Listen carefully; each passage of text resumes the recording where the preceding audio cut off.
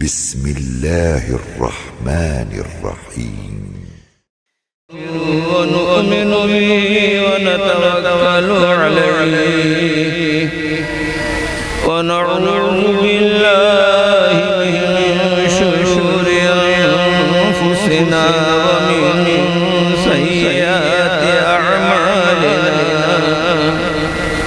من يهده الله فلا مضل له ومن يضلله فلا هادي له ونشهد أن لا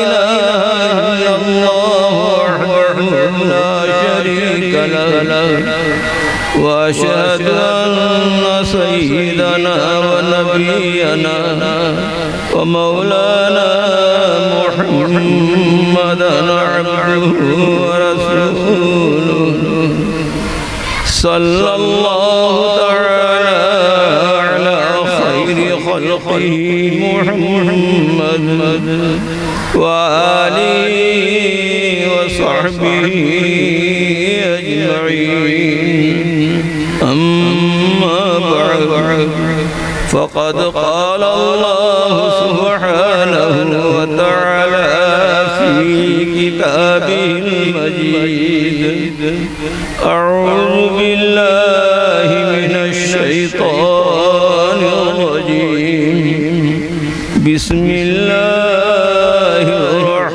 الرحمن الرحيم نون والقلم وما يسطرون ما أنت بنعمة ربك بمجنون صدق الله مولانا العظيم وصدق رسوله النبي الكريم اللهم صل على محمد وعلى آل محمد كما صليت على إبراهيم وعلى آل إبراهيم إنك حميد مجيد اللهم بارك على محمد وعلى آل محمد كما باركت على إبراهيم وعلى آل إبراهيم إنك حميد مجيد মাননীয় সভাপতি সাহেব এই মাদ্রাসার শ্রদ্ধেয় শিক্ষক মণ্ডলী ভারপ্রাপ্ত প্রধান শিক্ষক মহাশয় মাদ্রাসা পরিচালন সমিতির সম্মানীয় সদস্যবৃন্দ এবং এই মাদ্রাসায় পাঠরত ও পাঠরতা স্নেহের ছাত্র ভাইরা ছাড়া জীবনেরা নিকট দূর থেকে আগত সম্মানীয় ধর্মপ্রাণ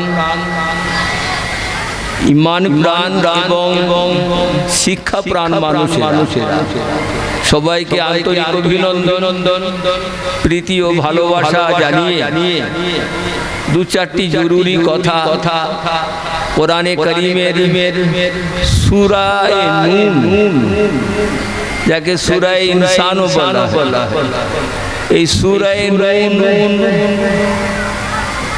আমরা তেলাওয়াত করেছি সামান্য একটু অংশ যদি আল্লাহ পাক রব্বুল আলামিন সাহায্য করেন এবং আল্লাহর কাছে সাহায্য চাইও আমরা বারবার বলি ইয়াকা না'বুদু ওয়া ইয়াকা নাস্তাঈন ওগো আল্লাহ মহান রব আমরা তোমারই ইবাদত করি এটা তো আমাদের দাবি আমরা ইবাদত করি, এটা তখনই সম্ভব যখন আল্লাহ সাহায্য করেন।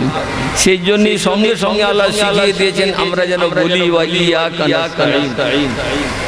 ওগো আল্লাহ, তোমার ইবাদত করার জন্য তোমারই সাহায্য।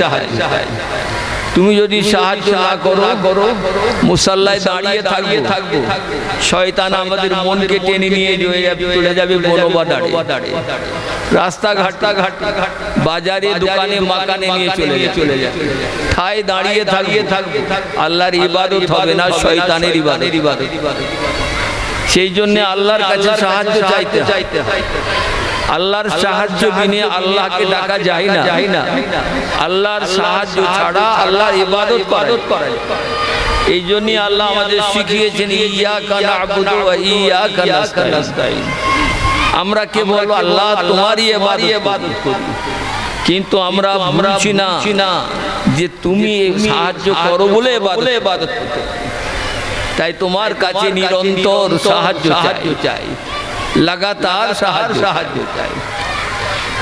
আমি যে আয়াত তেলাওয়াত করেছি ওটাকে আমার উপপাদ্য হিসাবে শিরোনাম হিসাবে রেখে দু একটি কথা বলতে চাই।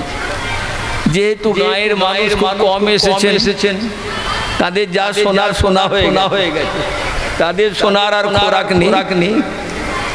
এখন ছাত্রীরা এবং গুটি কত ছাত্র, এই কচি কাঁচা যাদের বোঝার বয়স কম, তাদেরকে আমি কি ভাষায় যে বলবো আমি নিজে খুঁজে পাচ্ছি না।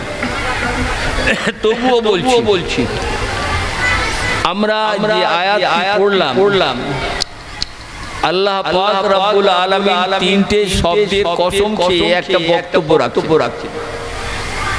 নুন ওয়াল কালামি ওয়া মা ইয়াসতুরুন। বক্তব্যটা কি আল্লাহর? মা আনতা বিনি'মাতি রাব্বিকা বিমাজনুন। এটা হলো আল্লাহর মূল বক্তব্য। এটা নবী পাক সাল্লাল্লাহু আলাইহি ওয়াসাল্লামকে সম্বোধন করে উদ্দেশ্য করে আল্লাহ তাআলা একটা সান্ত্বনার বাণী শোনাচ্ছে। সেই সান্ত্বনার বাণী কেন শোনাতে হচ্ছে?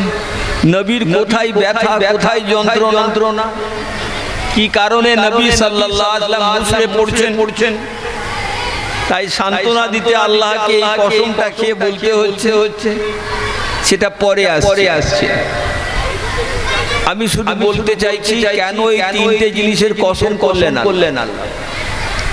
এর মানে মতলব কি? ছাত্রীরা তোমরা আমাদের মেয়ের মতো, আমাদের মায়ের বোনের মতো, তোমরা যারা একটু ক্লাসে পড়ো একটু মন দিয়ে শোনো। তোমরাও বাংলা কথা বলো, আমিও বাংলা কথা বলছি, অতএব বুঝতে অসুবিধা হওয়ার কথা নেই। আল্লাহ বলছেন নুন ওয়াল কালামে ওয়া মা ইয়াসতুরুন। সূরা মুলকের পরে এটাই 29 পারা দ্বিতীয় সূরা। নুন আমরা যেমন অক্ষর লিখি না, নুন লাম বলি না আমরা, সেই রকম একটা চাঁদের মতো গোল, মাঝখানে একটা নুকতা ফোটা, তবে তো নুন হবে।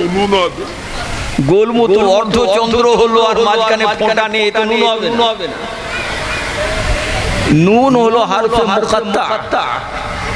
কুরআন শরীফে বিভিন্ন সূরায় কতগুলো মোটা অক্ষরে প্রাথমিক এবং একেবারে প্রারম্ভিক অক্ষর থাকে, যেমন আলিফ লাম মিম যালিকাল কিতাবু লা রাইবা ফীহি। আলিফ লাম বলা হয়। তো এই আলিফ লামের মানে তো কেউ জানে না। এগুলোকে হুরুফে মুকাত্তাআত বলা হয়। আল্লাহ তাআলা কেন এই শব্দগুলো ব্যবহার করেন আল্লাহই ভালো জানেন। এর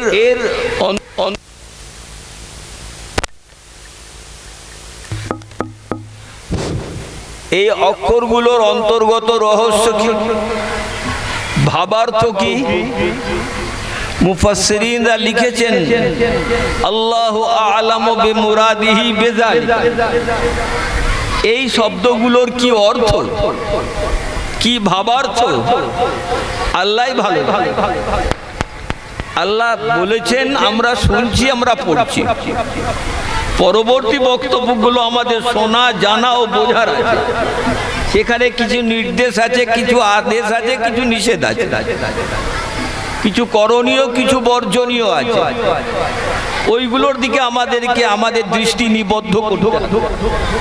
হুরুফে মুকাত্তাআতের মানে কি এটা বোঝার জন্য সময় নষ্ট করার কোনো প্রয়োজন নেই। নিরর্থক প্রচেষ্টা, ব্যর্থ প্রয়াস। তাহলে নুন মানে কি হলো? নুনের মানে এবং মতলব কি এটাকে বোঝার আগে পরের দুটো অক্ষরের মানে তো আমরা বুঝতে পারছি। ওয়াল কালামে ওমা ইয়াসতুরুন। আল্লাহ নিজে শপথ করছেন, কসম খাচ্ছেন যে আমি কসম খাচ্ছি কলমে। কলমের কাজ কি? কাফ লাম মিম কলম, আরবিতে কলম বলি, উচ্চারণ হলো কলম, বাংলা আমরা কলম বলি, তাই তো নাকি? তাহলে লেখার একটা উপকরণ, অক্ষর তৈরি করার একটা উপকরণ হলো কলম। কলমের সাহায্যে আমরা লিখি। বিভিন্ন সময়ে বিভিন্ন উপায়ে কলম বিভিন্ন রকমের হয়েছে। আমরা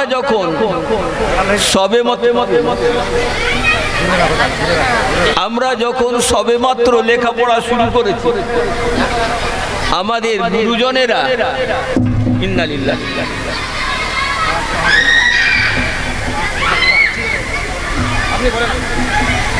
আমাদের স্বরের কলম তৈরি করে দিতেন। এক ধরনের উদ্ভিদ, লম্বা লম্বা গাছ, এখন আপনারা উলবেড়িয়ার কাছ দিয়ে গেলে দেখতে পাবেন। ন্যাশনাল হাইওয়ের পাশে যে ডোবা জলা জায়গা, সেখানে ওই রকম গাছ। গাছগুলোকে কেটে তার থেকে শুকিয়ে কলম তৈরি হয়। আবার বাঁশ গাছের কঞ্চে, শুকনো কঞ্চেকে কেটেও কলম তৈরি হতো।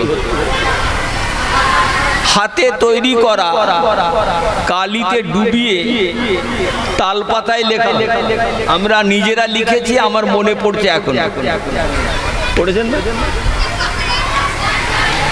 তাহলে লেখার জন্য কলমের দরকার।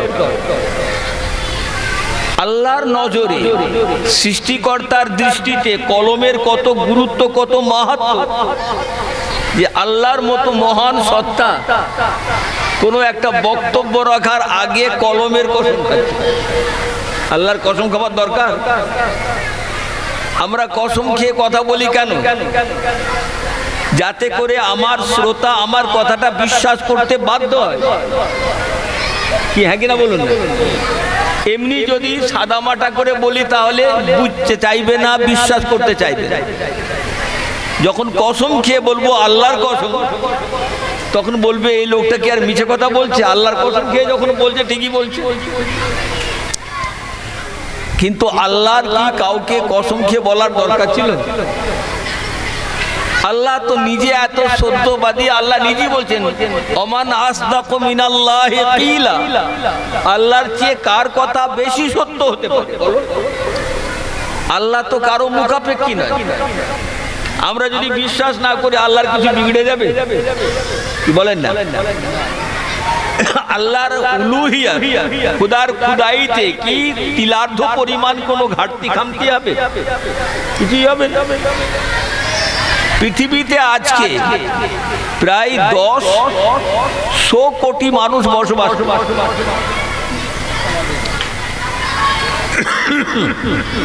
এই সমস্ত মানুষ যদি আল্লাহকে মেনে নেয় তাহলে আল্লাহ এক চুল বেড়ে যাবে।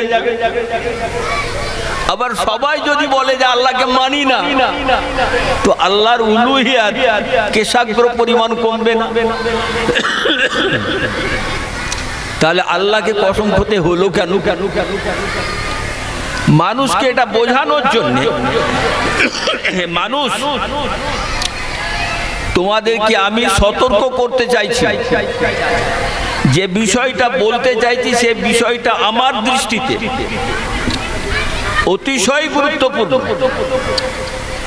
সেই গুরুত্বপূর্ণ কথাটা কসম দিয়ে বললাম যাতে তোমরা কান খাড়া করে শোনো, উৎকর্ণ হয়ে আমার কথাটা তোমরা তোমাদের মাথায়, তোমাদের মগজে এবং হৃৎপিণ্ডে গেঁথে নাও। এই জন্য আমি কসম খেলাম। কিসের কসম খেলাম? কলমের। হাদিস শরীফে আছে, হাদিসে কুদসিতে আল্লাহ রাব্বুল আলামিন জমিন ও আসমানকে 6 দিনে তৈরি করলেন। কদিনে বলেন? 6 দিনে। 7 তবক আসমান, 7 তবক জমিন। জমিনে যত সাগর উপসাগর, যত স্থলভাগ এবং জলভাগ, পাহাড় পর্বত, প্রণালী, গাছগাছালি, বন জঙ্গল সবই তো আল্লাহ তৈরি করেন। আর সপ্ত আকাশ, আল্লাহর লৌহ আর কুরসি সব আল্লাহ তৈরি করলেন মাত্র সময় 6 দিন। 6 দিন। কোনো কারিগরের দরকার হয়নি, কোনো শিল্পীর দরকার হয়নি। ইন্নামা ইযা আরাদা শাইআন ফায়াকুলু কুন ফায়াকুন। যখন আল্লাহ কোনো জিনিস সৃষ্টি করতে চান তাকে মিস্ত্রি ডাকতে হয় না, ইঞ্জিনিয়ার ডাকতে হয় না, তিনি শুধু বলেন হ, অমনি হয়ে। দুটো অক্ষর দিয়ে আল্লাহ বলেন, সঙ্গে সঙ্গে হয়ে যায় আপনা আপনি। কাফ আর নুন দিয়ে কুন ফায়াকুন। তবু আল্লাহ কেন কসম খেলেন? মানুষের কাছে এই বিষয়বস্তুটার গাম্ভীর্য, গুরুত্ব এবং তাৎপর্যকে বদ্ধমূল করার জন্য, হৃদয়ে এঁকে দেওয়ার জন্য আল্লাহ তাআলা কসম করলেন, যাতে করে মানুষ কসম করা কথাটাকে বিশ্বাস করতে বাধ্য হয়। তাহলে কলমের কসম কেন খেলেন? আমি যে হাদিসে কুদসি কথা বলছিলাম, সে হাদিসে কুদসিতে আছে আল্লাহ যখন জমিন ও আসমান তৈরি করে ফেললেন, তখন তিনি প্রথম যে জিনিসটা সৃষ্টি করতে চাইলেন, যে আদেশটা দিলেন, কলমকে বললেন কলম তুমি লেখো। কি বললেন? কলম তুমি লেখো। তাহলে আল্লাহ মানুষকে সৃষ্টি করার, দানবকে সৃষ্টি করার, অন্যান্য সমস্ত 18,000 মখলুকাতকে সৃষ্টি করার আগে আল্লাহ কলমকে সৃষ্টি করলেন। আর কি বললেন? কলম তুমি লেখো। কলম তো নির্জীব, নিষ্প্রাণ, তার তো ভাষা নেই, জীব নেই, ঠোঁট নেই যে কথা বলবে, কিন্তু সে অশরীরী ভাবে, আত্মিক ভাবে আল্লাহর কুদরতে বলে উঠলো আল্লাহকে, আল্লাহ মাযা আক্তুব, কি লিখবো? কি লিখতে আপনি নির্দেশ করছেন সেটা একটু মেহেরবানি করে বলুন, তাহলে আমি লিখবো। আমার কাজ তো লেখা। কলমের কাজ লেখা, খাতার কাজ হলো সে লেখাকে নিজের বুকে চেপে দেওয়া। কি হ্যাঁ কিনা বলুন? যেমন কালি হবে ততদিন কিন্তু খাতার কাজ, কাগজের কাজ হলো কলম যে লেখা লিখছে, যে অক্ষর অঙ্কন করছে, সেটাকে নিজের বুকে চেপে দেওয়া। তো আল্লাহ তাআলা কে কলম বলছে কি লিখবো? আল্লাহ, হে মহান প্রভু, আপনি আমাকে বলে দিন। বলা হলো তুমি সৃষ্টিকুলের ভাগ্য লেখো। ভাগ্য লেখো, তাকদীর। উকতুব আল মাকাদির।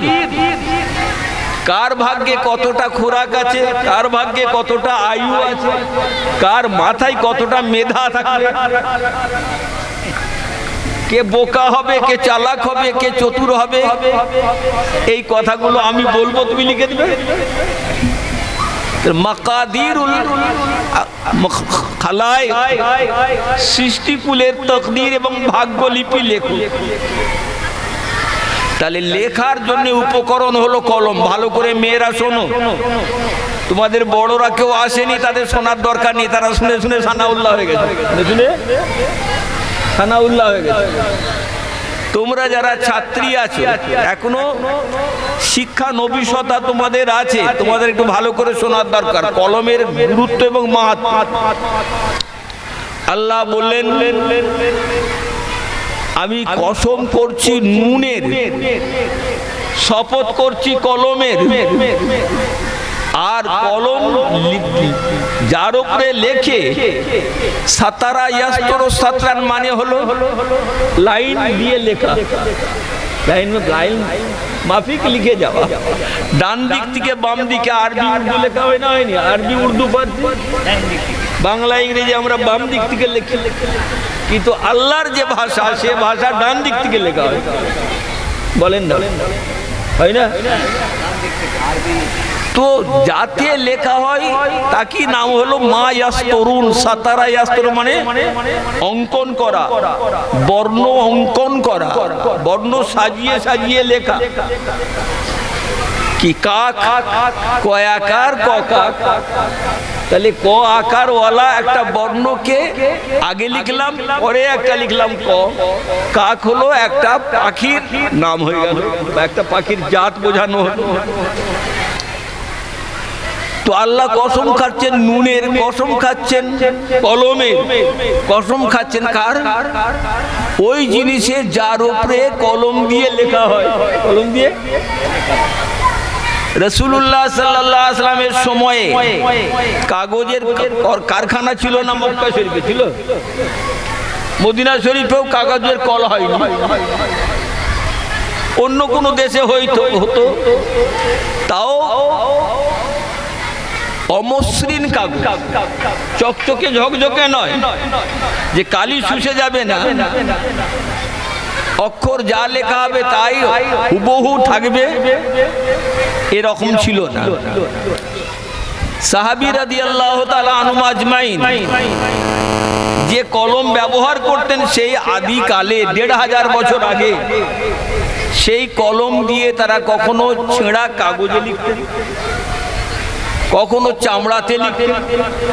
হরিণের চামড়া শুকিয়ে গেছে, উটের চামড়া শুকিয়ে গেছে, ছাগলের চামড়া শুকিয়ে গেছে, তার উপরে লিখছেন। কখনো পাথরের উপরে লিখছেন, কখনো কাষ্ঠ ফলকের উপরে লিখছেন, কাঠের চওড়া ফলক। এইগুলো সব খাতা হিসাবে ব্যবহার। আজকের দিনে কপি বলছে, এখন তো খাতাও বলে না ছেলেরা, কপি। তো তখনকার দিনে যাতে লেখা হতো সেগুলোর আমি কয়েকটা উদাহরণ দিলাম, নাম বললাম। এখন প্রশ্ন হচ্ছে, তাহলে নুন মানে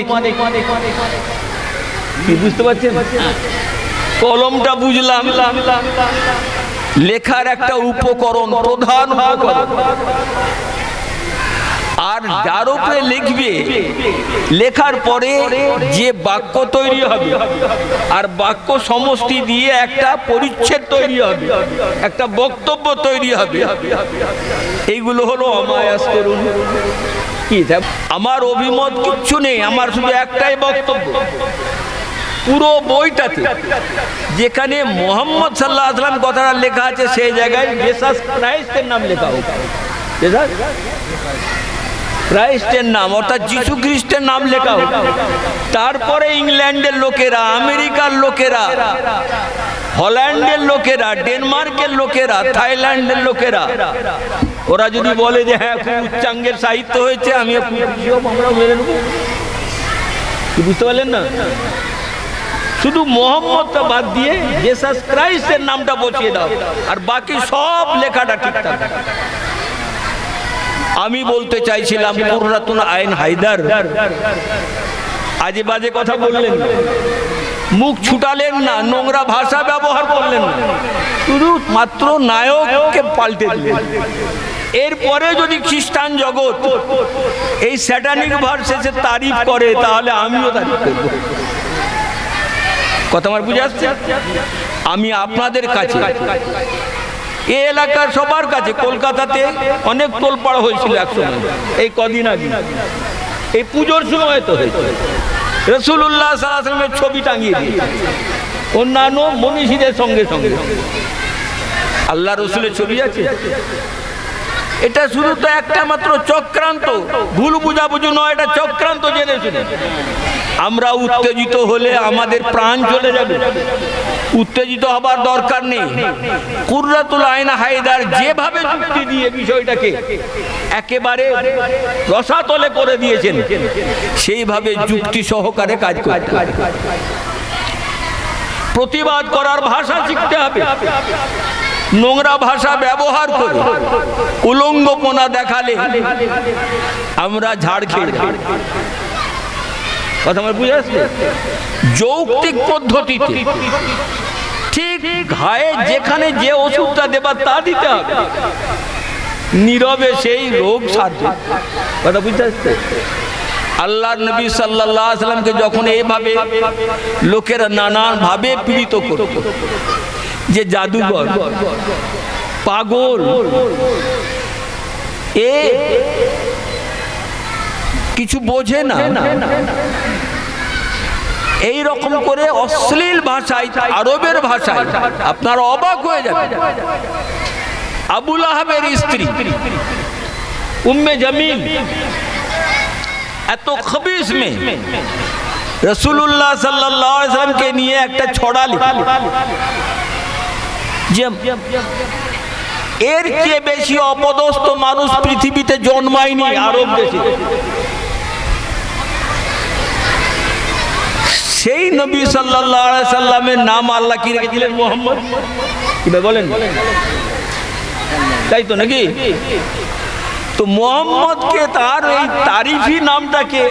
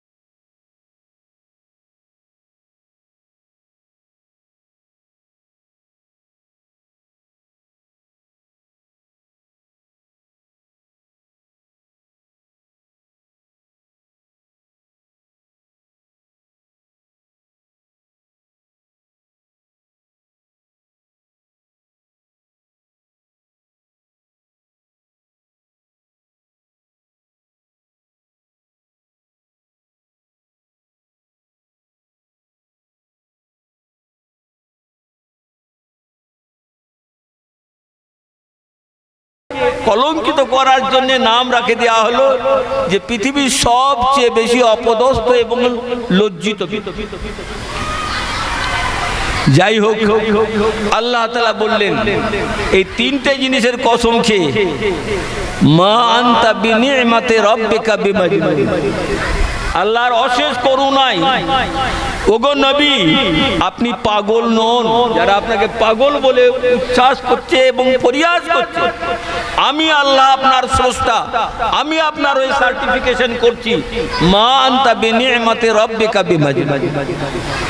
আল্লাহর অশেষ কৃপা এবং করুণা যে আপনি পাগল নন, আপনি কবি নন, আপনি জাদুঘর নন, আপনি মিথ্যাবাদী।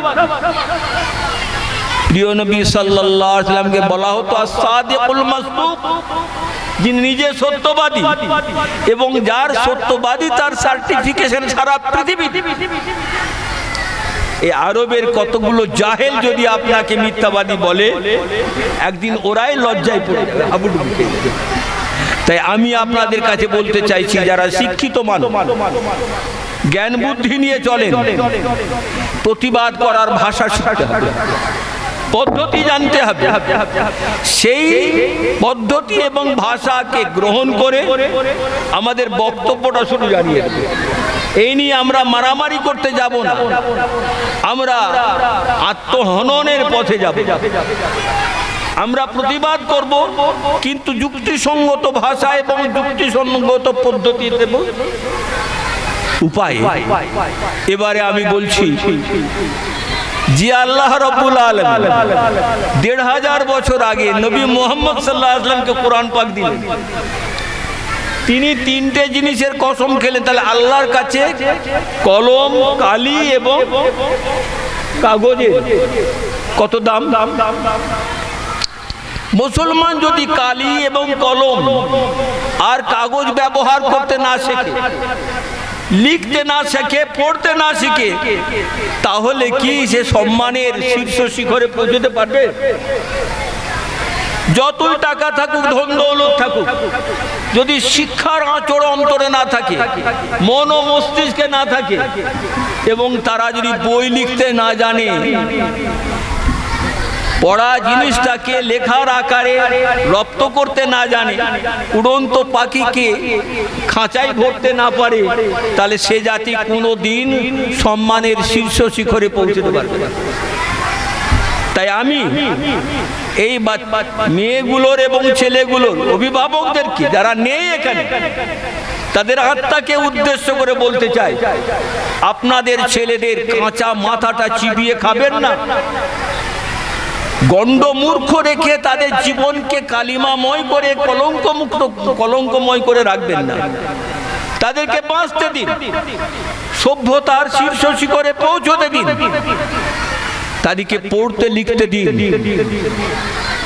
দারিদ্র অজ্ঞমূর্খ রাখলে মোচন হবে না, তাদেরকে শিক্ষিত করলে তারা তাদের পথ বেছে নিতে পারবে, তারা তাদের বাঁচার উপায় অবলম্বন করে দিতে পারে। কিন্তু মূর্খ রাখলে আপনার পুরো পরিবার অন্ধকারে হাবুডুবু খাবে, উত্তর প্রজন্ম অন্ধকারে হাবুডুবু খাবে। কচি মাথাগুলো চিবিয়ে খাবেন না। আমি সেদিনে বলছিলাম, আমি যে এলাকার মানুষ, সে এলাকায় আমি একটা প্রবণতা লক্ষ্য করি। ছেলে স্কুলে পড়ছিল, হাই মাদ্রাসায় পড়ছিল, কেউ ইংলিশ মিডিয়ামে পড়ছিল, 7-8 পড়া হয়ে গেছে, বাপ মা তাদেরকে হোটেল ম্যানেজমেন্টে পাঠায়। ও ক্লাস 7-এ পড়ে হোটেল ম্যানেজমেন্টে কি পড়বে? ইঞ্জিনিয়ারিং শিখবে? লেখাপড়া তো গ্রাজুয়েশন লেভেলে, হোটেল ম্যানেজমেন্টে কি পড়বে? সে তো বাসন মাজা, শুয়োর কাটা শিখছে। ইন্টারন্যাশনাল যে সমস্ত 3 স্টার 5 স্টার হোটেল, বিভিন্ন জাতি ধর্মের লোকেরা এসে ওখানে ওঠে। তাদের খাবার কি শুধু গরুর মাংস হয়? সেখানে শুকর কাটা হয় না? হারাম জিনিস করা হয় না? মুরগি জবাই করে বিরিয়ানি হয় না? আছাড় মেরে ফেলে ওইগুলোকে নিয়ে যায়, কটা মোল্লা নিয়ে মুরগি জবাই করে। আমার নিজের জানা আছে জনাব, তাই বলছি। নিউ মার্কেটে যে সমস্ত মুরগিগুলো আসে উত্তরবঙ্গ থেকে যায় বাসের ছাদে করে, সবগুলো বেঁচে থাকে। ওই দোকানদাররা মরা মুরগিকেও বিক্রি করে হোটেলওয়ালাদের। সেই মরা মুরগিকে খাওয়া হালাল না হারাম আপনি বলুন?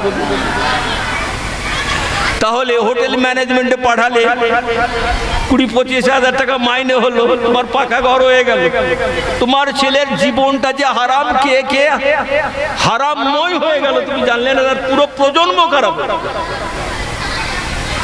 সেই জন্যে আমার অনুরোধ, আমি খুব খুশি এই এলাকায় একবার উড়ন্তভাবে কখনো এসেছিলাম বিভিন্ন কারণে, একবার বা একাধিকবার এসেছি, সবার সঙ্গে মেশার সুযোগ হয়। ইলিট এরিয়ার সঙ্গে আমার কথাবার্তা হয়েছে, লেখাপড়া জানাদের সঙ্গে হয়েছে, সাধারণ মানুষের সঙ্গে মেশার সুযোগ হয়নি। আমি আপনাদের সবাইকে নেই এখানে অনেকেই, আমি সেই জন্য বলছিলাম আমাদের টিআইসি কে যে এমন সময় আমাকে বলতে দিলে যখন শ্রোতা নেই, আমি আমার মনের গভীর বেদনার কথা তাদেরকে উজাড় করতাম। নয় নয় করে তো আমি প্রায় 60 বছর শিক্ষকতা, এই 60 বছর শিক্ষকতায় যে কত জ্বালা জ্বলেছে, কত অভিজ্ঞতা আল্লাহ দিয়েছেন আমি জানি। আমাদের এই সমাজকে বলতে চাই, মাদেরকে বলতে চাই, আপনারা যদি সজীব না হন, জাগ্রত হৃদয় না রাখেন, ব্যথিত কলেবর না রাখেন, তাহলে আপনাদের সন্তানরা মানুষ হবে। আপনাদের স্বামীরা রুজি রোজগারের কারণে বিভিন্ন জায়গায় পরিযায়ী শ্রমিক হয়ে চলে যায়, বছর 2 বছর পরে তারা বাড়িতে আসে। এই সন্তানদের একমাত্র অভিভাবিকা আপনি। দারিদ্র্যের সঙ্গে লড়াই করুন, কিন্তু মূর্খতার সঙ্গে আপোষ করবেন না, অজ্ঞতার সঙ্গে আপোষ করবেন না। বাচ্চাদেরকে লেখাপড়া শেখান, ওরা আদর্শ মা হোক, ও আদর্শ কন্যা হোক, সমাজের আদর্শ নাগরিক দেশে, তাহলে দেখবেন ওদের ঔরসে এবং ওদের ভবিষ্যৎ প্রজন্ম যারা জন্মাবে তারাও লেখাপড়া মুখী হবে। সেই জন্যে আমার একটি কথা ফের বলছি, সেটা কি মনে রাখবেন, শৈশবে যদি, এই তো দুনিয়ার কথা বললাম, এবার দিনার কথা বললাম, উঠতে বসতে কচি বাচ্চাদেরকে আপনাদেরকে দিন শেখাতে হবে। দিন বিনে জীবন বৃথা, মুসলমানের দিন বিনে জীবন বৃথা জীবন। যে মুসলমান নর হোক বা নারী, সে যদি দিনদার না হয়, দিন সম্পর্কে তার অবগতি এবং অবহিতি না থাকে, তাহলে সে আর মাঠে ঘাটে যারা চলে তাদের মধ্যে কি প্রভেদ। আমি আপনাদের একটা হাসির কথা শোনাই। একজন বৈয়াকরণ ছিলেন, আরবি ব্যাকরণের একজন বিখ্যাত বড় পণ্ডিত ছিলেন, তার নাম ছিল আখফাস। আখফাস নানান নতুন নতুন তিনি আরবি গ্রামারের কায়দা তৈরি করতেন। রাতের বেলা সারা রাত জেগে জেগে তিনি সাধনা করতেন। একটা আইন তৈরি করলেন, তার উপমা দিলেন, অন্য জায়গায় গিয়ে হোঁচট খেলেন যে ওটা মিলছে না, তখন অন্য একটা আইন তৈরি করলেন। তিনি যেখানে ওই সাধনা করতেন, লেখালেখি পড়া করতেন, তার একটা প্রিয় বকরি ধাড়ি ছিল, ছাগল ধাড়ি, সেটা পাশে বাঁধা থাকত। আখফাস এবার একটা নতুন আইন তৈরি করলেন গ্রামারে। এবারে ওই ছাগল ধাড়ির কানটা ধরে বলছেন, আধ ঘন্টা লেকচার দিলেন। সেই আইনটা তৈরি করে তার উদাহরণ দিয়ে তাকে সাজুজ্য তৈরি করার জন্য লেকচার দিলেন। ছাগলের কানটা ধরে বললেন, বুঝলি, ফাহিমতে। ছাগল ধাড়ি তো স্ত্রীলিঙ্গ, তাহলে ফাহিমতে বলতে, এ ছাগল ধাড়ি তুই বুঝলি? ছাগল ধাড়ির কান ধরে টানলে সে মাথা নাড়বে না, মাথা হ্যাঁ বলবে, না না বলবে তো, তখন এক চড়বে, পাগলি এত বড় তো বক্তৃতা দিলাম বুঝলি না, তুই না বলে দিলি, ফের বক্তৃতা আরম্ভ করলো। সারা রাত কেটে গেল আখপাশের ছাগল আর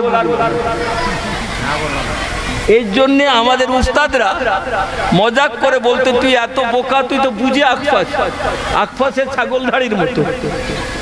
এত করে বোঝালাম তো বুঝলি না, মাথা নেড়ে দিলি। আমাদের সমাজ আজকে বুঝে আখপাশে, কি ভাই হ্যাঁ কিনা বলুন না? আমরা তো দরদ দিয়ে বুঝাচ্ছি না, আমরা চাইছি এমন সুর এবং এমন ঝংকার দেবো যেন শ্রোতা বন্ধু আর বান্ধবীরা খুশ এবং মেজাজ হয়ে যায়। মানুষের প্রয়োজনের কথা বলা হচ্ছে না, কেন বলছে না মানুষ আমি জানি, কিন্তু আমার মনে হয় আমরা যদি সবাই যৌথভাবে এই একটা উদ্যোগ নিই, বাড়িতে বাড়িতে গিয়ে প্রত্যেকটা মাকে বোঝায় আপনার কন্যাকে আপনার পুত্রকে মূর্খ রাখবেন, বুঝে আখপাশ বানিয়ে রাখবেন না, ওদের অন্তরে আল্লাহর কালাম দিন। কালেমা শাহাদাত পড়তে শিখুক শুদ্ধভাবে, কালেমা তাওহীদ বুঝতে শিখুক শুদ্ধভাবে, পড়ুক শুদ্ধভাবে, বুঝুক শুদ্ধভাবে, ওর অন্তরে আল্লাহর তাওহীদ ঢুকে যায়। নবী মুহাম্মদ সাল্লাল্লাহু আলাইহি ওয়াসাল্লামের রিসালাত এবং পয়গম্বরের বিশ্বাসটা অঙ্কুরিত হয়ে যায়। ওরা পাকি হাসিল করতে শিখুক। নোকে যদি নেল পলিশ দিয়ে উজু করে তার উজু হবে? কি ভাই বলেন, হবে কি? ইবাদত করলে তখনই ইবাদত হবে যখন আইন মেনে ইবাদত হবে। উজু করা একটা ফার্স্ট স্টেজের ইবাদত। আল্লাহ নিজেই বলেছেন, ইযা কুমতুম ইলাস সালাতি ফাগসিলু উজুহাকুম ওয়া আইদিয়াকুম ইলাল মারাফিক। তোমরা যখন নামাজ পড়তে যাবে তার আগে চারটে কাজ করতে হবে, কম্পালসারি। এখানে ছাড়ছুড়ের ব্যাপার নেই, রুরিয়াতের ব্যাপার নেই, করতেই হবে, নইলে নামাজ হবে না, উজু হবে না, উজু না হলে নামাজ হবে না। কি ভাই বলেন না? দুটো হাত এই প্রথমে মুখমণ্ডল ধৌত করতে হবে, ফাগসিলু উজুহাকুম। তোমরা তোমাদের মুখমণ্ডলকে, যেখান থেকে চুল উঠছে পুরুষের কিংবা নারী, আর এই চিতুনি যাকে বলে আমরা চিবুক, লম্বাতে এখান থেকে এখান, আর কান থেকে এখান, এটাকে রাউন্ড করলে যে জায়গাটা হয় তাকে কবার ধরে ধুবে। বারটা হলো সুন্নত, কিন্তু কমপ্লিটলি ধুয়ে ফেলতে হবে, এটা ফরজ। এটা হলো কোথাও একটা চুল পরিমাণ, কেশ পরিমাণ শুষ্ক রাখা যাবে না। যদি কোনো লোক মক্কা শরীফে যায়, কাবা শরীফের ঠিক মাসার দিকে গেলে, যেখানে হাঁটতে হয় সাফা আর মারওয়ার মাঝখানে, ওই চত্বরের বাম দিকে ঠিক হাজারে আসওয়াদের সোজাসুজি একটা জায়গা আছে যেখানে জমজম কুয়া আছে। কি আছে? জমজমের কুয়া আছে, দেখতে পাওয়া যাবে কি? তো ঢালাই করে দেওয়া আছে, পাইপ লাইন দিয়ে অন্য জায়গা থেকে পানি তোলা হয়। ওই জমজমের পানি পৃথিবীর সবচেয়ে পবিত্র পানি। কোন মানুষ কাবা ঘরের চত্বরে গিয়ে ঠিক জমজমের কুয়া থেকে পানি তুলে যদি ওযু করে, আর তার যদি এইখানে কিছুটা শুকনো থেকে থাকে, আর কাবার ছাদে দাঁড়িয়ে নামাজ পড়ছে, তার নামাজ হবে? আগে এলেম তারপরে আমল। আগে এলেম, বিনা এলেমে আমল করলে সে আমল পণ্ডশ্রম, সে কাজ মূল্যহীন, তার কোনো ভ্যালুলেস। সেই জন্য ইমাম বুখারী রাহমাতুল্লাহ আলাইহি কিতাবুল ঈমানের আগে পরে কিতাবুল ইলম। ইলম না হলে আমল হবে না, আর আমল না হলে আল্লাহ রাজি হবে। আমল মকসুদে আসলি, কোনো সন্দেহ নেই, কিন্তু এলেম না হলে আমলটা সিদ্ধ হবে না, নীতিনিষ্ঠ হবে, আইন সঙ্গত হবে না। আইন সঙ্গত না হলে ভ্যালুলেস, মূল্যহীন হয়ে গেল। সেই জন্যে মেয়েদেরকে দিন শেখা, তারা যখন দিন শিখে নেবে আপনাকে বলবে, আম্মাজি তুই উজু করলে অথচ তোমার নোকের কোণে আটা এবং ময়দা যখন তুমি গুলছিলে, ছানছিলে, লেগেছিল শুকনো, ওখানে তো পানি ঢুকলো না, তাহলে তোমার ফরজ গোসলও হলো না, তোমার উজুও হলো না, তাহলে তুমি নামাজ তো বেকার পড়লে। যতদিন এইভাবে পড়েছো সব নামাজ পণ্ডশ্রম হয়ে গেছে, বেকার হয়ে গেছে। সেই জন্য দিনও শেখান, দুনিয়াও শেখান। দুনিয়াতে বাঁচতে গেলে দুনিয়ার তালিম নিতে হবে, দিন রক্ষা করতে গেলে, আখেরাতে নাজাত পেতে গেলে দিন শিখতে হবে। আমি আপনাদের কাছে আর বেশি বলবো না, শুধু দুটো ইঙ্গিত করে যাব। বন্ধু আল্লাহ পাক রব্বুল আলামিন তার নবী সাল্লাল্লাহু আলাইহি ওয়াসাল্লামকে কি বলেছেন? আমি সেদিনে বলছিলাম উর্দু একাডেমিতে পড়াতে যেতাম, ওখানে MA MSc পড়া ছেলেমেয়েরা, WBCS করা ছেলেমেয়েরা ল্যাঙ্গুয়েজ শিখত। যারা বাঙালি তারা উর্দু শিখতো, যারা উর্দুওয়ালা তারা বাংলা শিখত। পার্ট টাইমে ওই সময় আলিয়াতেও চাকরি করছি আর ওদেরও পড়াতে যেতাম। তো দেখা যাচ্ছে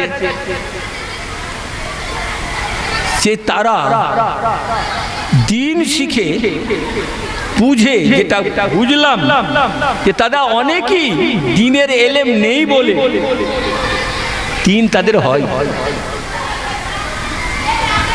আজান হওয়ার সঙ্গে সঙ্গে দেখা যাবে ওরা ঘুমটা দিচ্ছে। এটা তো মেকি কাজ। মানুষকে নিজের চুল, নারীকে তার নিজের চুলের হেফাজত করতে হবে। যে যে জিনিসগুলো মানুষের দৃষ্টি আকর্ষণ করে, অন্তরকে দেখে কলুষিত হয় অন্তর, নারীর যে অঙ্গগুলো দেখে নরের মনে প্রলোভন তৈরি হয়, কু এবং কটু আসক্তি তৈরি হয়, সেই সমস্ত অঙ্গগুলো খুলে রাখা হারাম কিনা বলুন। এখন যদি আমাদের মা বোনেরা সেই কাজগুলোই করে, তাহলে প্রতিনিয়ত গুনার কাজ করে যাচ্ছে, আর শুধু লা হাওলা ওয়ালা কুওয়াতা ইল্লা বিল্লাহ। এই তো প্রহসন, আল্লাহ বোঝেন না বিষয়গুলো। তাই আমি আর আপনাদের সময় হরণ করব না, আপনাদের মূল্যবান সময় নেব না, কারণ আমি বুঝতেই পারছি কেউ শোনার মতো লোক। তবু আমার মনের একটা উন্মাদনা, আমার দায়িত্ব তো আমি পালন করি।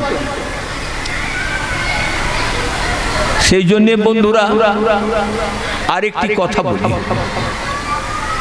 রাসূল আকরাম সাল্লাল্লাহু আলাইহি ওয়াসাল্লাম, খুব মন দিয়ে এটা কথাটা শুনবেন। কিন্তু একটা যুদ্ধ থেকে ফিরছি, রাসূলুল্লাহ যে যুদ্ধে স্বয়ং শরীক হন তাকে গাজওয়া বলে। কি বলে? গাজওয়া। খাইবার যুদ্ধ থেকে ফিরছিলেন। খাইবার ইহুদিদের সঙ্গে একবার হাড্ডাহাড্ডি হচ্ছে। খাইবার যুদ্ধ থেকে ফিরছিলেন, যুদ্ধ শেষ হয়ে গেল। মুসলমানরা অমুসলমানদের কিছু যারা ভয়ে পালিয়ে গেল ছেড়ে ছেড়ে দিয়ে, তাদের কিছু সম্পদ পেলেন, একে মুসলমানরা মালে গনিমত হিসেবে ভোগ করত। সূরা আনফালে বলে দেওয়া হলো তার আগে মালে গনিমত নেবার হুকুম থাকেনি। সূরা আনফাল নাজিল হয়ে জানিয়ে দেওয়া হলো অমুসলিম গোষ্ঠী যারা যারা তাদের সম্পদ ফেলে রেখে চলে যাবে, তাদের সেই হৃত সম্পদ মুসলমানরা নিতে, কিন্তু সেটা যৌথ সম্পদ। যারা যারা যুদ্ধে অংশগ্রহণ করেছিল, পদাতিক কিংবা ঘোড়সওয়ার কিংবা অস্ত্রারোহী কিংবা গজবাহিনী, তারা ডবল অংশ পাবে, আর যারা পদাতিক তারা এক অংশ পাবে। মালে গনিমতের ভাগ এরকম। সেই যুদ্ধ থেকে ফিরছিলেন রাসূলুল্লাহ সাল্লাল্লাহু আলাইহি ওয়াসাল্লাম। পথিমধ্যে একজন মুসলমান, তার একটা কৃতদাস, হাবশি আবিসিনিয়া ইথিওপিয়ার একজন কালো কুচকুচে কৃতদাস, সে মুসলমান হয়েছে। তার মালিক সেই গোলাম বা কৃতদাসকে রাসূলুল্লাহ সাল্লাল্লাহু আলাইহি ওয়াসাল্লামকে হাদিয়া করে দিলেন। ইয়া রাসূলুল্লাহ, আপনি লম্বা সফর করে বাড়ি যাবেন, ক্লান্ত পরিশ্রান্ত হয়ে আছেন, একটা গোলাম আমার আছে, আপনাকে আমি হাদিয়া করছি, গিফট করছি, এটাকে আপনি নিয়ে জানিয়ে আপনার অনেক ফাইফর মাসে লাগবে। খর্বাকৃতির লোক, বেটে খাটো, তেমন জুৎসই দেহ নয়, হাড্ডা কাট্টা। তার নাম মিদআম। কি নাম বললাম? মিদআম। মিদআম, মিম দাল আইন, মিদআম। সহিহ বুখারী শরীফের দ্বিতীয় খণ্ডে আছে। রাসূলুল্লাহ সাল্লাল্লাহু আলাইহি ওয়াসাল্লাম এবারে তার বাড়ির কাছাকাছি এলাকায় এসে, পুরো গ্রামে আসেননি, এলাকায় এসে তার উটের উপর থেকে তিনি নামবেন, এত ক্লান্ত পরিশ্রান্ত যে নিজে নামতে আর সাহস হচ্ছে না। মিদআম নামক ওই কীর্তদাস যে রাসূলুল্লাহ সাল্লাল্লাহু আলাইহি ওয়াসাল্লামের কাছে হাদিয়া হয়ে এলো, সেই মিদআম আল্লাহর নবী সাল্লাল্লাহু আলাইহি ওয়াসাল্লামকে উট থেকে নামাচ্ছে। যে হাওদাজে নবী বসেছিলেন, কাঠের তৈরি একটা আসন, সেখান থেকে ধরে নামাচ্ছেন। আর গুপ্ত একটা শত্রু, সে তীর, ধারালো তীর এবং তার ধনুক নিয়ে রেডি ছিল। রাসূল আকরাম সাল্লাল্লাহু আলাইহি ওয়াসাল্লামকে লক্ষ্য করে সে তীরটা ছুড়ল। আল্লাহর নবীকে না লেগে মিদআমের বুকে গিয়ে লাগলো। মিদআমের বুক থেকে একেবারে পেছন দিক থেকে বেরিয়ে, স্বাভাবিক কারণে তার যকৃত ধ্বংস হয়ে গেছে, হার্ট ধ্বংস হয়ে গেছে, মারা গেল, লুটিয়ে পড়ে গেল। তখন একজন সাহাবী রাদিয়াল্লাহু তাআলা আনহু এই দৃশ্য দেখে মিদআমের, যে রাসূলুল্লাহ সাল্লাল্লাহু আলাইহি ওয়াসাল্লামকে উটের পিঠ থেকে নামাতে গিয়ে আততায়ীর এই গুপ্ত তীরে বিদ্ধ হয়ে তার জীবন নাশ হয়ে গেল, তাহলে কি হবে? হানি আল্লাহুল জান্নাত, ওর জন্য জান্নাত মুবারক, শুভ হোক, এই দোয়া করুন। রাসূল আকরাম সাল্লাল্লাহু আলাইহি ওয়াসাল্লাম চমকে গেলেন, লোকটা তো আমারই উপকার করছিল, আমাকে নামাচ্ছিল, নামতে সাহায্য করছিল, ওর বুক এফোড় ওফোড় হয়ে বেরিয়ে গেল আর মারা গেল লোকটা।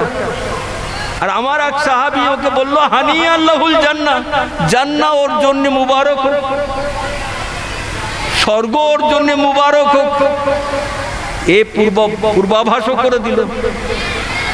রাসূলুল্লাহ একটু থেমেছেন, জিবরিল আমিন এসে বললেন, কাল্লা ওয়াল্লাহি, না না, কখনো না, ও জান্নাতে যেতেই পারে না। ইন্না শামলাতাল্লাতি আখাযাহা ইয়াউমাল খাইবারি, যে একটা ছোট চাদর, গামছার মতো চাদর, কিন্তু লাল, দেখতে সুন্দর লাগছে, গনিমতের মালের উপরে কোনো এক ইহুদির চাদর ছেড়ে রেখে পালিয়ে গেছে। ওই মালে গনিমতের স্তূপের উপরে রাখা ছিল, কেউ কোথাও নেই, মাল এখন বন্টন হয়নি।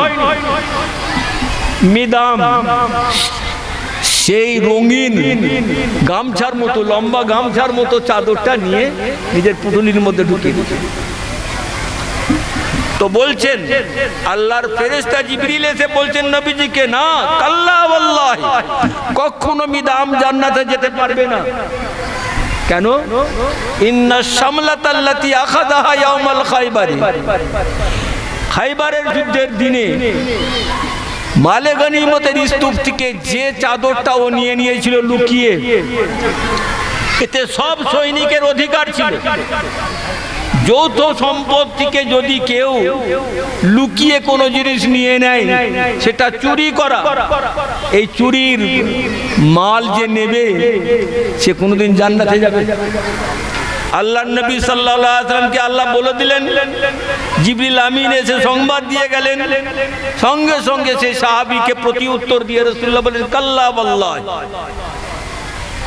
আজ ভাবুন, কোন পুকুর যদি যৌথ পুকুর হয়, ভালো করে বুঝবেন, পুরো পুকুর যদি যৌথ পুকুর হয়, কয়েক ভাইয়ের পুকুর, বাপ তৈরি করেছিল পুকুরটা, 5 ছেলে, প্রত্যেকেই সেপারেট, 5 জনের ভাগ আছে, সেই পুকুরের মাছ যদি কেউ একলা যে আমারও তো অংশ আছে বলে যদি একটা বাটা মাছ নিয়ে ভেজে খেয়ে নেয়, সেটা কি জাহান্নামের অঙ্গার হবে না জান্নাতের নেওয়া হবে? কথা মানে বুঝতে পারছেন? দিনের তালিম না থাকলে, দিনের জ্ঞান এবং শিক্ষা এবং নীতি মালা না জানা থাকলে সব আমল বরবাদ হয়। সেই জন্যে আমি বলছি আমল করতে হবে, কিন্তু আমলের আগে এলেমের দরকার। ইমাম বুখারী রাহমাতুল্লাহ আলাইহি একটি হাদিস উল্লেখ করেছেন, কোরআনের আয়াত কি বলেছেন? ফা'লাম আন্নাহু লা ইলাহা ইল্লাল্লাহ। লা ইলাহা ইল্লাল্লাহ বলা তো ঈমান নাকি? ঈমানও তো একটা আমল, কলবের আমল। ঈমান কার আমল? কলবের আমল। নামাজ দেহের আমল। সেই ঈমান যে আমল তখনই হবে যখন আমি এটা জেনে বুঝে লা ইলাহা ইল্লাল্লাহ বলবো যে আল্লাহ, আল্লাহর সম্পর্কে আমার কোনো ধ্যানই নেই, কোনো ধারণাই নেই, কোনো ভক্তি এবং শ্রদ্ধাই নেই। আমি শুধু মুখে লা ইলাহা ইল্লাল্লাহ বললাম, মুসলমান হয়ে যাবে? আগে ঈমান কি সেটা জানতে হবে। আল্লাহর সত্তা এবং মহানতা কি, তার গুণ গরিমা, তার বিস্তৃতি কি, এটা না জেনে যদি লা ইলাহা ইল্লাল্লাহ বলে শুধু জুবানের জমা খরচ হবে, অন্তর থেকে তা উচ্চারিত হবে না। সেই জন্যে ইলম আগে শিখতে হবে। শিখে কাজ করলে কাজটা নিখুঁত হবে, ত্রুটি মুক্ত থাকবে। আর যদি না শিখে কাজটা করা যায়, ভ্রান্তির সম্ভাবনা প্রগাঢ়। বলা হয়ে গেল। শেষ একটি কথা বলে আমার বক্তব্য শেষ, সেটা হলো এইরকম। আমাকে গত বছর দুপুর থেকে ঝিমঝিম করে বৃষ্টি হচ্ছে, একটা হায়ার সেকেন্ডারি স্কুলে নবী দিবসে আমার ছাত্ররাই, যারা এখন পাস টাস করে গিয়ে পড়াশোনা করাচ্ছে, তারাই 120-25 বছরের পুরনো বিদ্যালয়। কোন জমিদার তার জায়গা দিয়েছিলেন এবং তিনি তার ব্যক্তিগত ফান্ড থেকে ওই স্কুলটা তৈরি করেছিলেন। তারপরে অনেক উতরাই চড়াই হয়েছে, বিশাল বড় মাঠ খেলার, পুরনো 3 তলা বিল্ডিং, অনেক লম্বা জায়গা নিয়ে। কিন্তু আমাকে লজ্জা লাগলো তাদের লাইব্রেরিতে, যে লাইব্রেরিতে আমাকে বসতে দেওয়া হলো, সেই লাইব্রেরিটা এত ছন্ন ছাড়া, না বই ভালো আছে, না আলমিরা ভালো আছে, না বইগুলো সুন্দর করে সাজানো আছে। যেমনি তার কক্ষ তেমনি তার বক্ষ, সবটাই কঙ্কাল। সেখানে একটা সাইনবোর্ডে লেখা আছে, এডুকেশন মিন্স কি? Adjustment. Good education means good adjustment. আমি মোল্লা, ভালো ইংরেজি জানি না, তো ওটা পড়ে আমার মনে হলো বা ফার্স্ট ক্লাস কথা। তো এডুকেশন মিন্স অ্যাডজাস্টমেন্ট, আর good education means good adjustment. Adjustment মানে কি বলুন ভাই? মিলেমিশে থাকা, মিলে যাওয়া, কি তাই না? তাহলে সমন্বয় সাধন। আমাদের ভাষা আলাদা হতে পারে, ধর্ম আলাদা হতে পারে, কৃষ্টি আলাদা হতে পারে, কালচার হতে পারে, কিন্তু আমরা মানব। এক জায়গায় যদি বসি আমরা ভিন্ন রঙের, ভিন্ন বর্ণের, ভিন্ন ভাষার, ভিন্ন ধর্মের, কুতুকুতি করবো? আমার ধর্মের নয়, আমার ভাষা বলে না, দে কুনুই মেরে। এ তো বন্য পশুরা করে, কি বলেন? করে না? করেন। তো মানুষ যদি লেখাপড়া শিখে তাহলে কি দাঁড়ালো ওই শ্লোক দুটোর মানে? Education means adjustment. শিক্ষা মানে হলো মানিয়ে নেওয়া, তাই তো নাকি? সমন্বয় সাধন করা, অ্যাডজাস্টমেন্ট করা। আর সেখানে যদি অ্যাডজাস্টমেন্ট হয় তাহলে জানতে হবে লেখাপড়া শিখে বেকার হয়ে গেল। ভুল শিখেছে, শেখেনি। আর গুড এডুকেশন মানে গুড অ্যাডজাস্টমেন্ট। এখানে 80 আর 20 ধরা হচ্ছে। কি ধরা হচ্ছে বুঝতে পারছেন কথা? 80 আর 20, তাহলে ও ছোট আমি বড়, ও আমরা গুরু ও লঘু, কি ভাই বলেন না? তাই বলে মেলেচ্ছ বলবো, ঘৃণা করব, সরিয়ে দেব, এইটা কি দাঁড়ালো? এডুকেশনের প্রতিফল হলো? অ্যাডজাস্টমেন্ট হলো না গুড অ্যাডজাস্টমেন্ট হলো? তার লেখাপড়া শিখে লাভটা কি দাঁড়ালো? সেই জন্যে আমাদেরকে বুঝতে হবে, কুসংস্কার দূর করতে হবে, সকলের সঙ্গে মিলেমিশে চলতে হবে, অ্যাডজাস্টমেন্ট করে চলতে হবে। সংসারে সবাই সবল হবে, সবাই সমান কাজ করতে পারবে।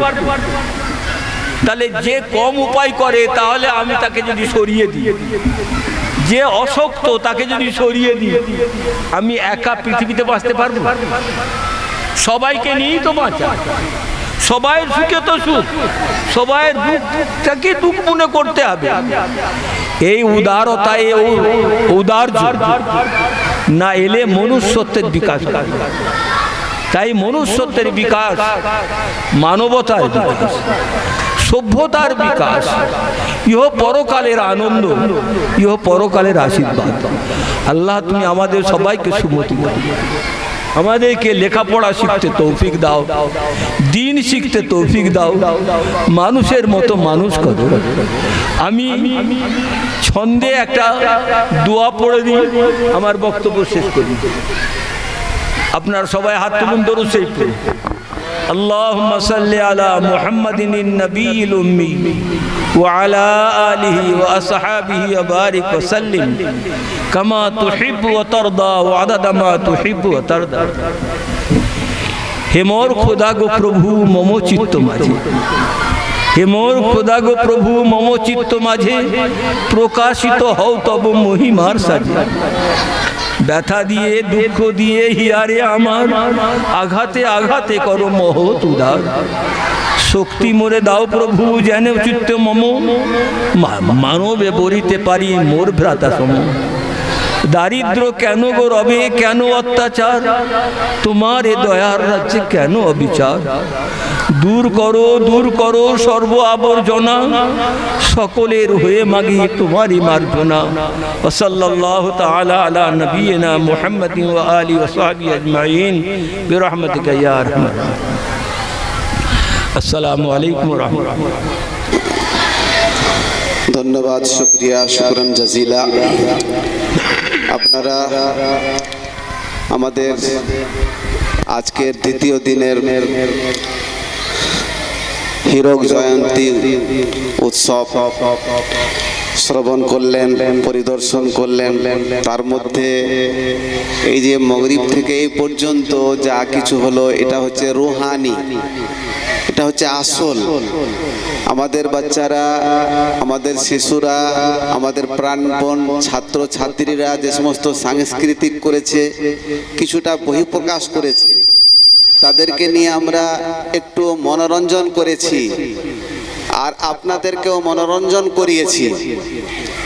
আসলে এখন যে হুজুর কথা বললেন, আমাদের জীবনের রূপ, জীবনের আকৃতি, রুহানি জগৎ, মানসিক জগৎ, আল্লাহ তাবারক ওয়া তাআলার প্রদত্ত জগৎকে ঠিকঠাক করার জন্য আজকে ইলম বিদ্যা, এই বিদ্যার ঘর আপনারা জানেন ইমদাদুল উলুম সিনিয়র মাদ্রাসা। এখানে অনেক মায়েরা তাহাজ্জুদ গুজার হয়েছে, অনেক আমাদের বাপেরা তাহাজ্জুদ গুজার হয়েছে, মাওলানা হয়েছে, আলেম হয়েছেন, ফাজিল হয়েছেন, মুমতাজুল মুহাদ্দিসিন হয়েছেন। তিনারা আজকে অনেকে নাই, কবরস্থ হয়েছেন। অনেকে ফাসাহাত বালাগাত পড়েছেন, এখানে ইলমে বাদি পড়েছেন, ইলমে বালাগাত পড়েছেন, ইলমে ফাসাহাত পড়েছেন, মান্তিক পড়েছেন, ফালসাফা পড়েছেন। তারা আজকে নেই। ওই বিদ্যালয়, ওই স্কুল, ওই মাদ্রাসা ইমদাদুল উলুম সিনিয়র মাদ্রাসা, আজকে তার রুহানি বয়ান হলো। আমাদের শিশুদের, আমাদের কচি কাচাদের, আমাদের জেনারেশনকে এই বিদ্যায় বিদ্যান করতে হবে, শিক্ষায় শিক্ষিত করতে হবে, তাদেরকে লিখাতে হবে, পড়াতে হবে। আমাদের হুজুর এখন কোরআন থেকে সূরা নূন থেকে তিনি বিস্তারিত ব্যাখ্যা করে এবং খুব দূরদর্শিতার সঙ্গে বিস্তারিত আমাদেরকে শিক্ষা দিলেন। যদি আমরা এই শিক্ষা দীক্ষায় অনুরাগী হই তাহলে আমাদের জীবন বাঁচবে। আমাদের জীবন আল্লাহর বাতানো, আল্লাহর ইচ্ছা মোতাবেক, আল্লাহর পাঠানো মোতাবেক হবে, অন্যথায় আমরা ধ্বংস হব। আমাদের সন্তান সন্ততি, আমাদের জেনারেশন গরিব হবে, হ্যাঁ, তাদের অবস্থা খুব দুরবস্থা হবে। এজন্য আমাদের শিক্ষা দীক্ষার জন্য এই মাদ্রাসায় কচি কাচাদেরকে ভর্তি করব এবং এখানে তাদেরকে লেখাপড়া করাবো। আসল মাকসাদ এটা, আসল ইচ্ছা এটা। আজকে হীরক জয়ন্তীর নামে যে প্রোগ্রাম 3 দিন ব্যাপী, আপনাদেরকে উদ্বুদ্ধ করার জন্য আমাদের সমস্ত ছাত্র ছাত্রীদের এবং বহিরাগত যে সমস্ত আমাদের প্রাক্তন ছাত্র ছাত্রী তাদের এবং গার্জেন, অতিথি সকলে মিলে শিক্ষার জন্য এই শিক্ষার ইন্ধন তারা এখানে জ্বালিয়ে গেলেন। আপনাদেরকে, আমাদেরকে এই রুহানি জগতে আপনার তারা ছেড়ে গেলেন। অসংখ্য তাদের ধন্যবাদ, অসংখ্য তাদের শুকরিয়া। তারা আরো দীর্ঘায়ু হোক, তাদের সুস্থতা, তাদের ভালো জীবন, সুন্দর জীবন, নিরাপদ জীবন এবং ঈমান আমলওয়ালা জীবন আমরা কামনা করব। আমাদেরও এই সোসাইটি, এই মাদ্রাসার যারা অনুকূলে এবং বিভিন্ন পরিস্থিতি বসবাস করছে তারা যেন অনুকূলে বসবাস করতে পারে, এদের যেন আপগ্রেশন হয়, এটা পল্লী থেকে যেন শহরে পরিণত হয়। এখানকার বাচ্চারা, শিশুরা যেন লেখাপড়া করে আগামী দিনকে উজ্জ্বল করে, এই সোসাইটিকে উজ্জ্বল করে, এখনকার এই জেনারেশনকে যেন উজ্জ্বল করে, তাদের মুখ হাসায়, দেশকে কিছু দেয়, তার জন্য আমরা দোয়া করব। আমাদের হযরত দোয়া করলেন আন্তরিকভাবে। আমাদেরও সকলের প্রতিষ্ঠানের পক্ষ থেকে, এমসির পক্ষ থেকে, আমাদের শিক্ষক শিক্ষিকাদের পক্ষ থেকে, আপনাদের শ্রোতাদের পক্ষ থেকে তাকে অসংখ্য ধন্যবাদ, অসংখ্য আপনার শুকরিয়া। আল্লাহ তাআলা তার জীবনকে আরো দীর্ঘায়ু করুক সুস্থতার সঙ্গে। আমরাও যেন সুস্থতার সঙ্গে এখানে থাকি, আমাদের ছাত্র ছাত্রীরা সুন্দরভাবে লেখাপড়া করে দেশ দশকে সমৃদ্ধ করতে পারেন। তার জন্য তার কাছে আপিল, দোয়ার দরখাস্ত, এই জায়গাটা আরো উন্নত হোক। এখানে একটা ইমদাদুল উলুম সিনিয়র মাদ্রাসা মূলত, তার সাথে সাথে দুটো আরো প্রতিষ্ঠান গড়ে উঠেছে, যেটা আমাদের মানে অতিরিক্ত পাওনা, অতিরিক্ত আমাদের আপনাদের লাভজনক জিনিস বিষয়, সেটা হচ্ছে গার্লস হোস্টেল এবং বয়েজ হোস্টেল, ছাত্রাবাস, ছাত্রীবাস। আলহামদুলিল্লাহ এই মাদ্রাসা সমৃদ্ধ, আরো যেন লেখাপড়ার মান উন্নয়ন হয়, মান উচ্চ হয়, তার জন্য দোয়া থাকবে ইনশাআল্লাহ। আসসালামু আলাইকুম।